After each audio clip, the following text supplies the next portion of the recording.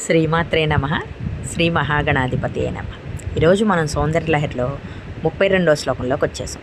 32వ శ్లోకం సాక్షాత్తు అమ్మవారి యొక్క బీజాక్షరం పంచదశి మహామంత్రాన్ని శంకర భగవత్పాదులు నాలాంటి అభాగ్యులకి, అనగా గురువు అనేటువంటి వాడు లేనటువంటి సామాన్య ప్రజలు కూడా ఈ మంత్రాన్ని పొంది సిద్ధిని పొందవచ్చు.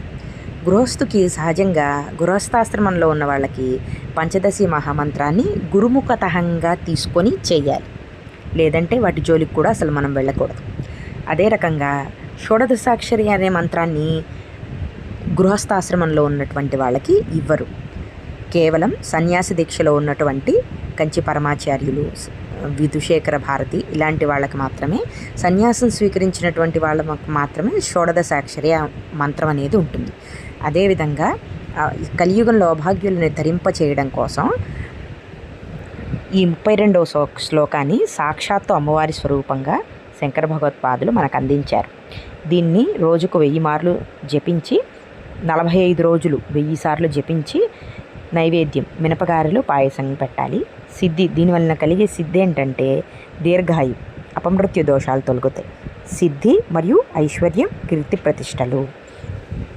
ఇంకా పద్యంలో కనుక వెళ్ళిపోయినట్లయితే, శివశక్తి కామ క్షితిరదర విశీత కిరణ స్మరోహం సస్యక్రస్తదనుచ పరామారహరయ అమీహృల్లేఖాభిస్త్రిశ్రుభిరవసానేషు ఘటితా భజంతే వర్ణాస్తే తవ జనని నామావయవతాం. ఈ పద్యంలో బీజమంత్రాలు అంటే జగజ్జనని యొక్క అవయవ సౌష్ఠవం, అనగా పైన పేర్కొన్న శివుడు, శక్తి, మన్మధుడు, భూమి, సూర్యుడు, చంద్రుడు, ఇంద్రుడు, విష్ణువు మొదలైన వాళ్ళకి సంకేతముగా, వాళ్ళ యొక్క నామాలకు సంకేతముగా వాళ్ళకి సంబంధించినటువంటి బీజాక్షరానికి చివర హ్రీం అనే అక్షరాన్ని చేర్చటం ద్వారా అదే అమ్మవారి యొక్క పంచదశి మహామంత్రంగా మారి యోగులు, సిద్ధులు ఈ మంత్రంతో సిద్ధత్వాన్ని పొంది మోక్షానికి అర్హులవుతున్నారు అని ఈ పద్యం యొక్క అర్థం.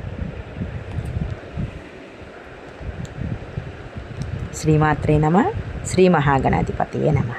స్వస్తి.